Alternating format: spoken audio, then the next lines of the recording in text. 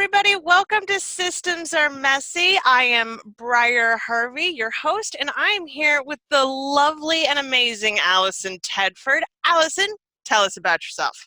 Hi, I am a content marketer and freelance writer, storyteller. I'm in Abbotsford, BC, Canada. I'm a mom of one, lacrosse mom, and I've been in my business full time for 3 years now. You do do you do content work for other people so I know you just got that Al Jazeera gig, which is very exciting. I know, I'm so happy for you. So Thank you. who do you write for? I write for a couple of different entrepreneurs and brands. So I do blog content, newsletters. I write social copy for small businesses. I do a little bit of social media management also, but mostly focusing on content. I do my own personal essays though. So that's been really fun to get back into that more, writing more as me. But I really do love the work that I do for my clients also. So how do you keep track of all of that crap? It's a lot. It is a lot. I have a little app called Todoist, which I love. It's very streamlined and it's lets you input tasks in natural language, which I love. It's just like post on this page every day starting March 16th, and then it'll add it into the system. And then every day that I go in, if I've checked it off the day before, it regenerates the next day with a fresh to-do list. So I really love that my recurring tasks repopulate and it's easy for me to keep track. And I've got it as an app on my Mac. I have it on my phone. I use my Google Calendar too as like a double reminder. I have a paper planner for like making sure my personal and my business don't collide too violently. And I know the feeling. Yes, I know the feeling. And I have a whiteboard desk that I leave notes for myself on, which is fun. So you gave me pictures. Let's take a look at those. So this is your whiteboard. Yes, my whiteboard desk. And then, ooh, Happy Planner. I'm a fan of the Happy Planner. It is happy, but I like the ring-bound notebooks. I can't do paper anymore, but I think that ring-bound is more functional. Yeah, I got a mini this year. It was a big debate in our household in the aisle at Michael's, and my son was a little bit exasperated. I was like, well, if I get the classic, it'll fit in a briefcase, but if I get the mini, it'll fit in my purse. And he's like, if you get the mini, it'll fit in the briefcase also, Mom. And I was like, that's not the point. Not the point at all. So I think next year I'll get a classic or a big, actually, but this was a good first attempt. So yeah, I love all the stickers. And then normal calendar, I see you schedule tasks on there. So you do time blocking then? Yes, yeah, I try to keep things kind of all grouping like tasks together so that it's not so much decision fatigue and so that it's a little bit more focused. I'm not feeling dragged and pulled in different directions so much. And then here's your inside, which is used but pretty. I like that. And then, so this must be Todoist? Yeah. Okay. Which I have never actually used before and am now very curious about, because while I am a Notion fangirl, I don't like the way they do tasks. So I use it to manage much larger projects, and it's great for that. But for simple things like water the plants, Notion is not always ideal. So let me look at this. Yeah, it's really cool. I like how streamlined it is. You can separate it out by projects like household, or if you have a specific client project that you're tracking, and color code them, and you can color code them by priority. So that's handy. And Yeah, and their natural language has a lot of room for like the first Monday of the month or every Tuesday or what have you. So it's really um, easy to use. It's pretty easy to approve. That's friendly. I like natural language when it works well. When it Yes. works well. So Todoist, is it free or paid? There's two levels. There's free and there's premium. Premium, you can use attachments. You have expanded fields for inputting information. I use the free. I had a client who was on the premium, so I was invited. You can also invite people to your projects, which is nice too. So, if other people are also responsible for watering the plants, you can clue them in on when that should happen. Very much so in my house. Yes, I am the project manager and I delegate the things. Yes, so it can be handy that way. So, I'm guessing not often, but how often do things slip through the cracks? Um, it's not too often. More often than not, it's like kid related things that will slip through the cracks because um, the way, I mean, we have Team Snap for his lacrosse, which is really easy for keeping us organized for sports related things, but he's in Scouts and they have something called Scouts Tracker and it doesn't import into any calendars. So you have to like manually add things. I mean, it's a lot better than last year because last year we got newsletters, which On were paper. well, Wow. they were PDFs, and I mean they're lovely. I mean, so much work gets put into these organizations, so definitely, like, I appreciate whatever because these people are amazing and they're doing amazing things for my kids. But I just have a hard time with like making sure I schedule him to be at the amazing things because I'm not. I'm not as organized as they are, apparently. So, yeah, so that it doesn't feed my calendar. So that can be a challenge, having to if there are things that are outside of the normal Thursday nights, remembering to make sure that those make it onto the calendar or weird weekend camp things or whatever. So those are the things that are more likely to be like, is that today? Or lacrosse, because my son shares his time with his dad or with me, sometimes his gear is at the wrong house. So coordinating, making sure gear gets from one house to another. He has the scout shirt at the right house and the lacrosse gear isn't in somebody's trunk in the wrong city. So we just have to really work together to get that stuff done.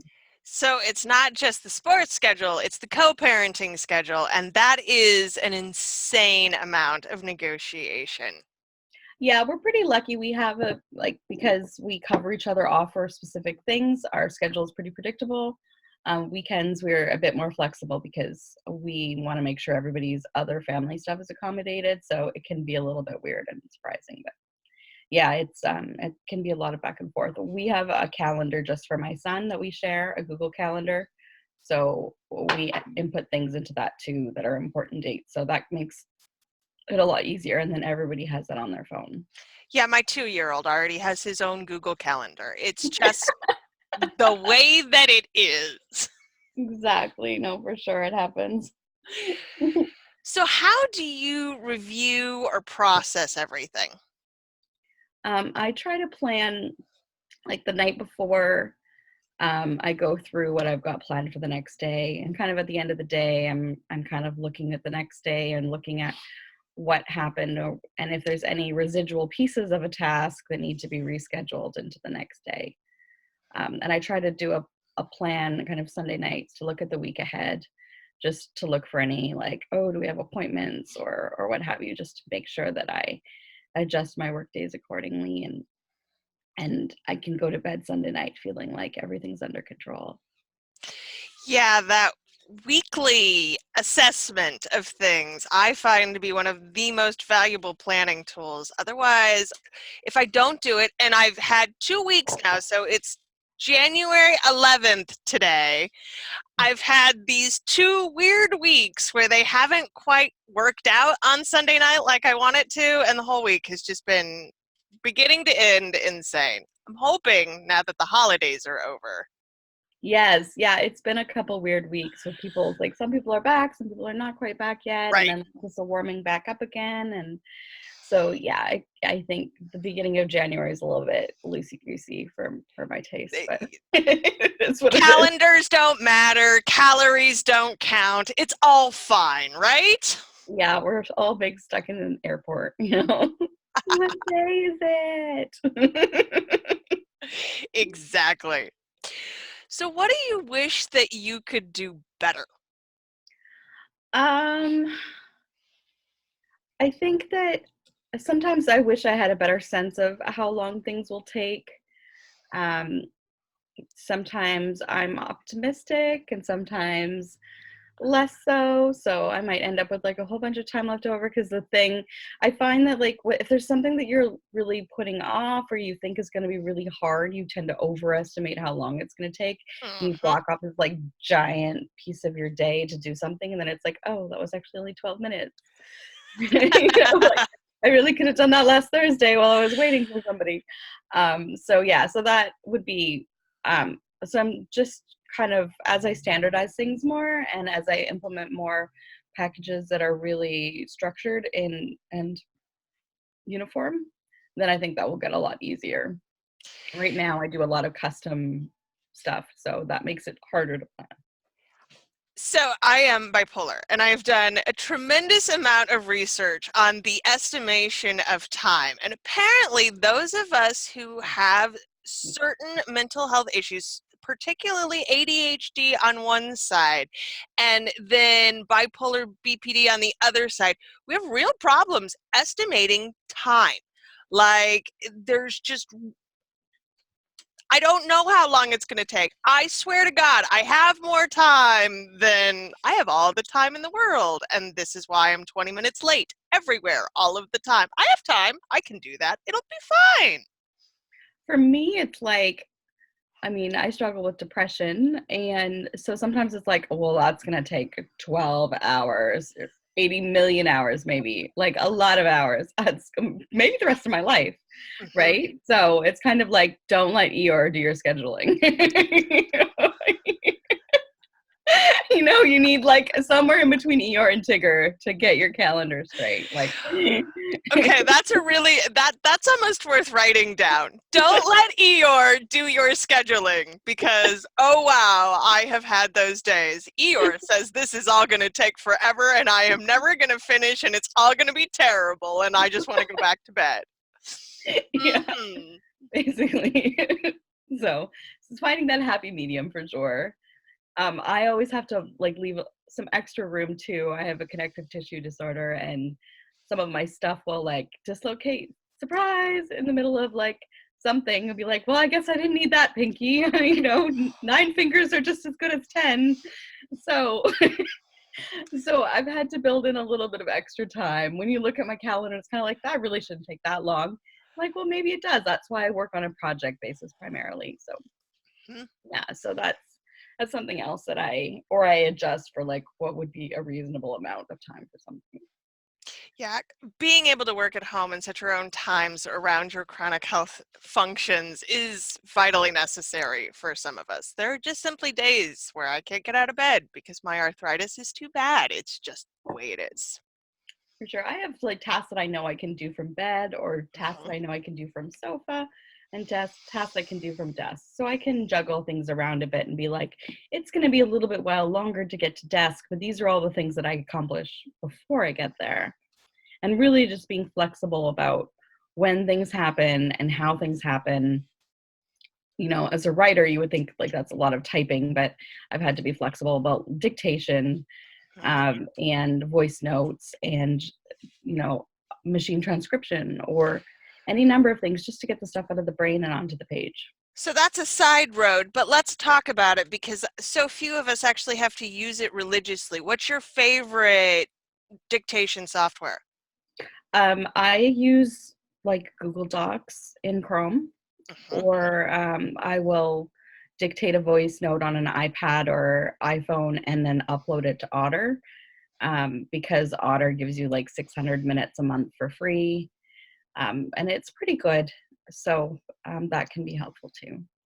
Yes, I spent many years fighting with Dragon, naturally speaking, thinking this was going to solve all of my problems, and it never did. I like Google better than Dragon, which is remarkable considering Google is free and Dragon is not. Right, that's So, why I haven't used it yet. It is pricey, and my laptop only has 8 gigs of RAM, and I worry that's going to be too ambitious an undertaking for my laptop little engine that could to do. So I've been relying on Google. But yeah, and the other thing is that my desk isn't in an enclosed office. It's like in the living room. So if it's going to be fussy about how much background noise there is, then I really don't want to be spending a ton on something that is maybe going to be a little bit, yeah. Yeah, I think you're on the right track here. With the free solutions, don't feel badly about not investing in Dragon at this stage. Someday, I hope for good software that really is actually functional. But text memos to Otter and Google are about the best it gets. Siri's not bad. Siri does okay. Siri will listen to me, but it's a lot of it is how your voice sounds and what it does and what range it's in. And Oh, for sure. Yes, I used to do transcription, and I learned the hard way that it doesn't like accents, or it doesn't like, there's a lot of things that it's just like, So I'm like, that is not even close to what was said. It's like having a drunk transcriptionist. Well, creative. sometimes Otter has a tendency to think I'm two different people. So that's fun, going into my own voice recordings and go, no, Otter, this is all me, all me. Sorry. Yes. So what do you do really well? I'm really creative in terms of storytelling. So that's something that I really love doing, is telling stories and helping people learn to tell their stories. And that's something that I want to explore more this year, is helping people with their stories, finding ways to tell their origins in an engaging way that gets people interested, because the market can be so saturated, and those stories are the things that make you stand out. So helping people get clear on what that is, have a clear narrative that they can deliver succinctly for investor pitches, for their about page, for public speaking. Just finding the best way to relay that is something that I really want to focus on. Well, you just got to schedule it in then. I have faith that you will manage to make that work. Thank you. Yeah, I'm really excited. Do you have anything else you are working on right now specifically that you'd like to pitch? I have a group about content creation, that content that creates community and converts, and I share a lot of funny memes and stories to help people understand content marketing in a way that's accessible, isn't stuffy, that's fun, that you remember because it was fun, and it's a pretty engaged community in there. So it's free. Awesome. So We'll definitely put come a join link in me. the show notes. Yeah, come join me, come play. Well, thank you so much, Allison. This has been fun. I'm so glad you came today, and we will see you all later. Bye.